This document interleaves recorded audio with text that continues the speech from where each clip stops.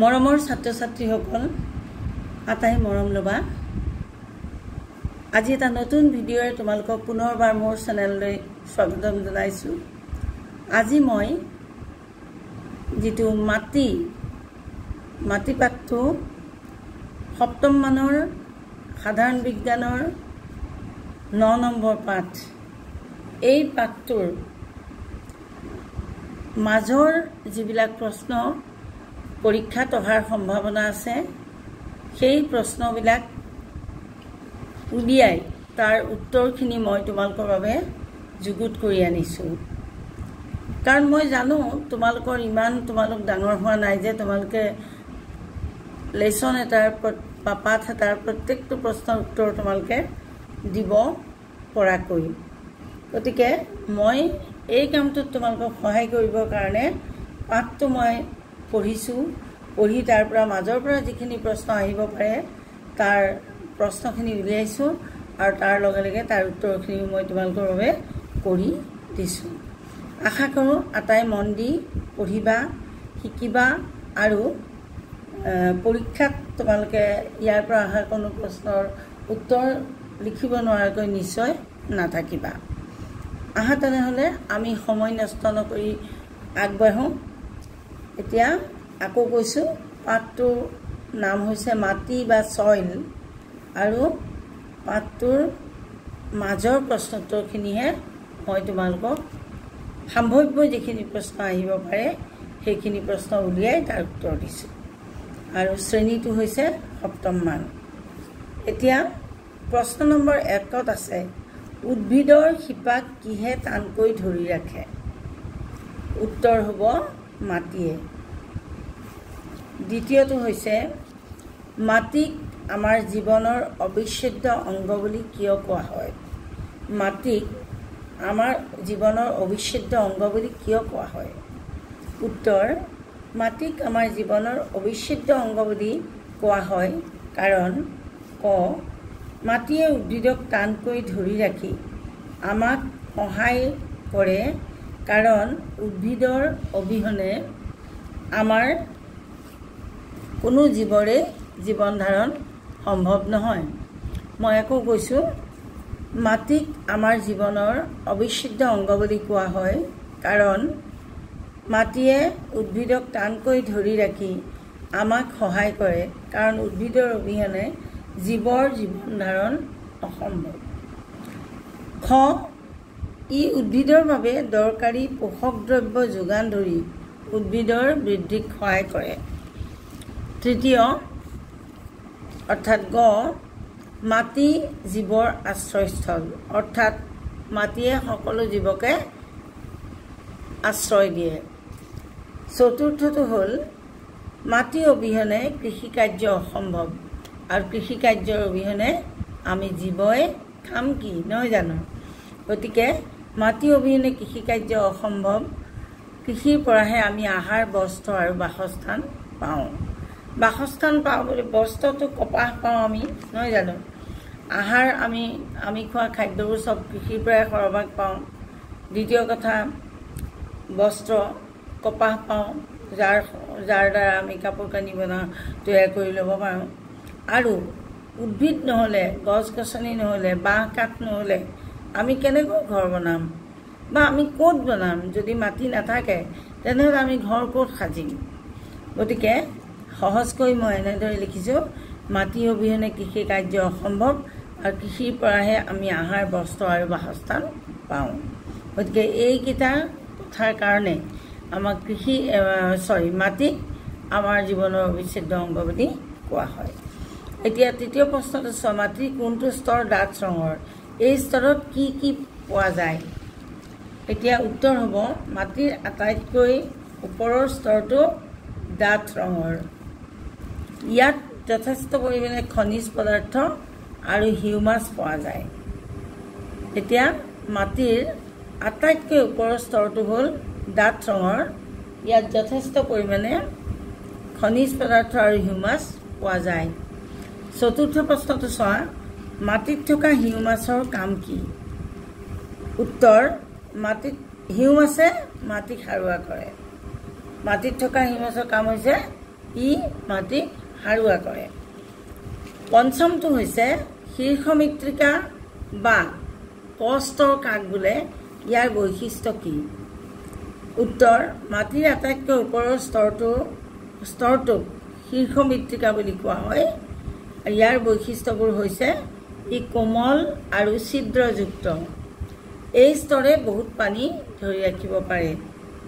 ইয়াৰ পিছৰ প্ৰশ্নটো হ'ল শীৰ্ষ মৃত্তিকাত বাস কৰা কেইবিধমান জীৱৰ নাম লিখা। উত্তৰ হ'ব শীৰ্ষ মৃত্তিকা মানে আমি আগতে কৈছোঁ আটাইতকৈ ওপৰৰ স্তৰটো। ইয়াত কি কি জীৱ আমি পাওঁ? কেঁচু, কুমতি, চিকা, এন্দুৰ আৰু গোবৰুৱা। এইকেইটা নিশ্চয় তোমালোকে দেখিছা। যিসকলে গাঁৱত বাস কৰা সেইসকলেতো দেখিছাই, নহয় জানো? তাৰপিছত 7 নম্বৰ প্ৰশ্নটো চাওঁ, মাটিৰ তৰপ কেইটা আৰু কি কি? উত্তৰ, মাটিৰ স্তৰ 4টা, তৰপ বা স্তৰ 4টা। এই তৰপ আৰু স্তৰ একে বস্তু দেই। তৰপ বা স্তৰ 4টা, সেইকেইটা হৈছে ক স্তৰ বা শীৰ্ষ মৃত্তিকা, খ স্তৰ বা মধ্য তৰপ, গ স্তৰ আৰু একেবাৰে শেষৰটো হৈছে শৈল সংস্তৰ।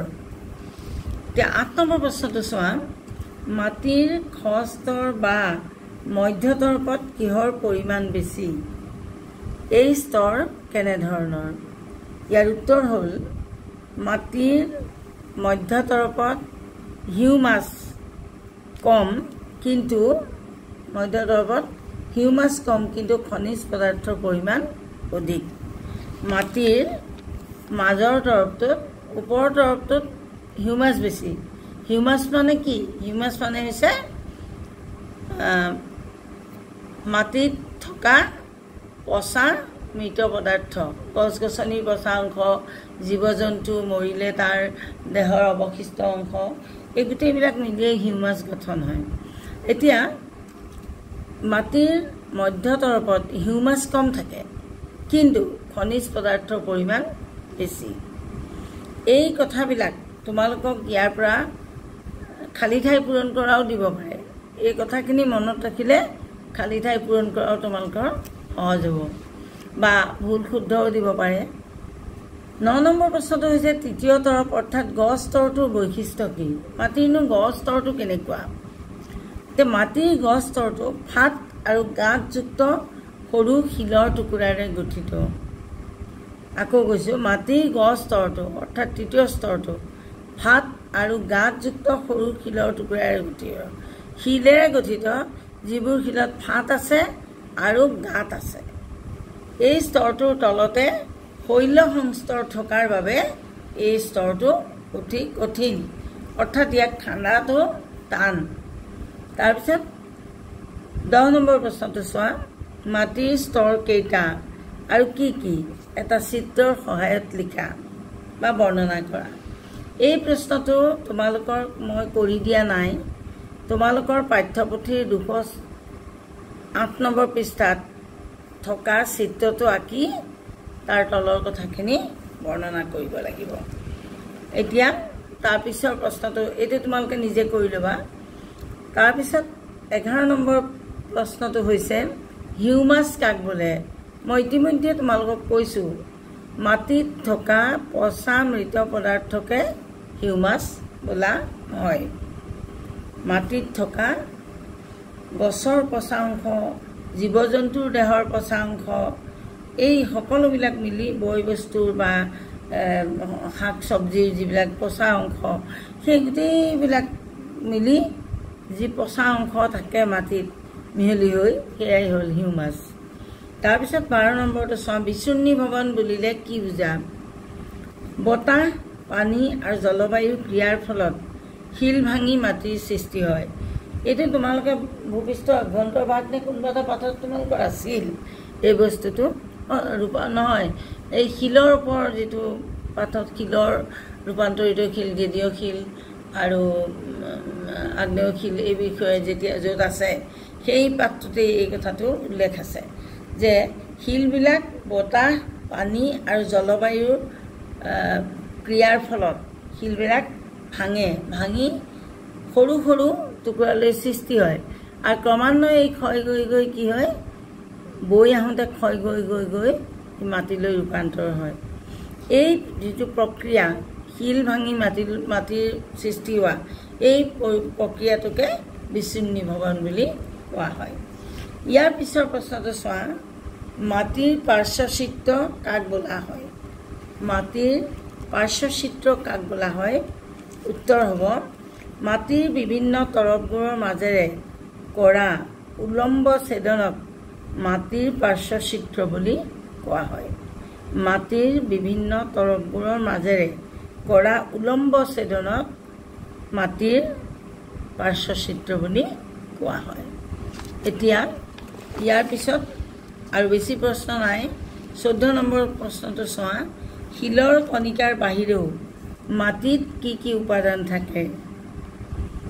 আকৌ কৈছোঁ, শিলৰ কণিকাৰ বাহিৰেও মাটিত কি কি উপাদান থাকে? উত্তৰ হ'ব খনিজ, জৈৱ পদাৰ্থ, বায়ু আৰু পানী। শিলৰ বাহিৰেও খনিজ থাকে, জৈৱ পদাৰ্থ থাকে, বায়ু আৰু পানী থাকে। তাৰপিছত 15 নম্বৰ প্ৰশ্নটো চোৱা, কোনবিধ মাটিৰ পানী ধৰি ৰাখিব পৰা ক্ষমতা বেছি? মাটিটো কেইবাবিধো। মাটি তোমালোকৰ পাঠটোত দিয়া আছে, বোকা মাটি, পলসুৱা মাটি, এনেকুৱা ধৰণে দিয়া আছে নহয়।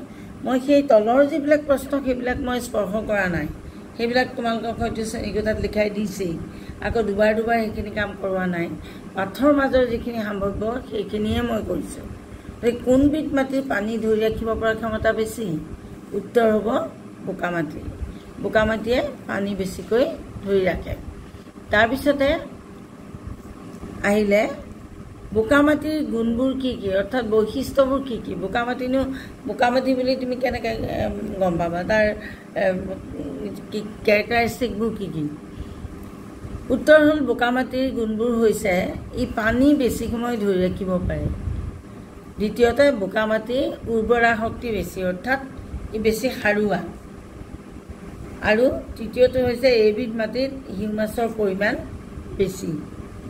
বোকা মাটিত হিউমাছৰ পৰিমাণ বেছি থাকে, যাৰ ফলত ইয়াৰ উৰ্বৰা শক্তি বেছি। মই আকৌ কৈছোঁ, বোকা মাটিৰ গুণবোৰ বা বৈশিষ্ট্যবোৰ কি কি বুলিলে তোমালোকে ক'ব লাগিব।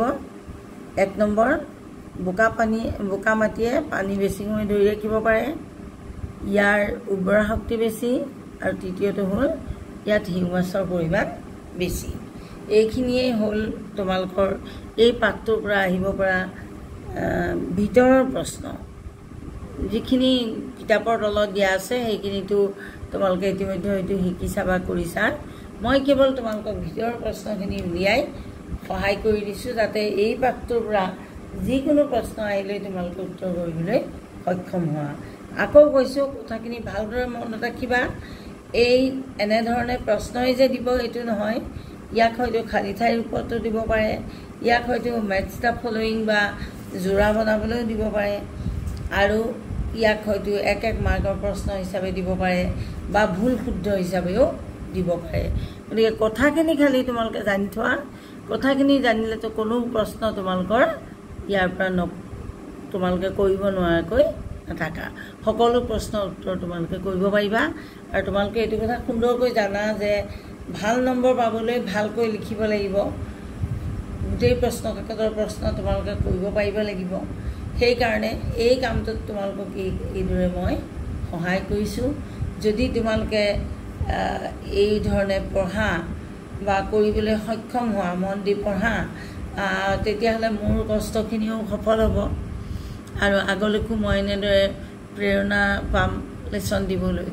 তোমালোকৰ কামত অহাকৈ কিবা কাম কৰিব পাৰিলে মোৰ নিজৰো ভাল লাগে, যিহেতু মই বহুত বছৰ শিক্ষকতা কৰিছোঁ, আৰু এতিয়া মই শিক্ষকতাৰ অবিহনে সময় কটোৱাটো মোৰ কাৰণে বৰ টান হৈ পৰিছে।